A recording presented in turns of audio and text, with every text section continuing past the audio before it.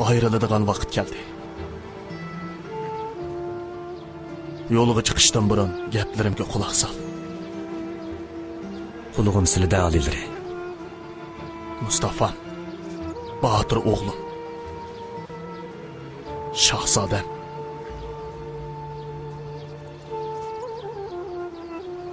Baylıqlarning hammadan ustun turdig'ini aqldir.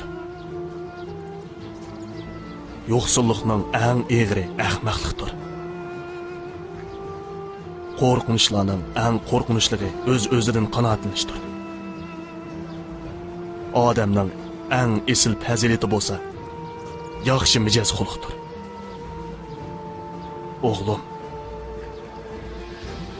ahmoq bilan hargiz do'st bo'lma.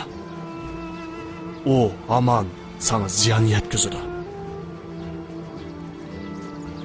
Nakas bilan hargiz do'st bo'lma. O sen uning yordamiga eng ehtiyojli bo'lgan vaqtingda yordam qilmaydi. Esingda tut. Yomonlik qilganlar bilan hargiz do'st bo'lma.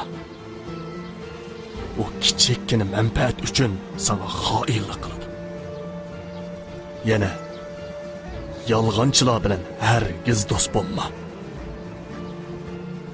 O yaqiningdagi odamni sendan yiroqlashtirib, yiroqdikini sana yaqinlashtirdi. Men sizlarning adolatlari va kuchlarini namoyon qilish uchun ketyapman, alilari. Nasihatlari va fikrlarini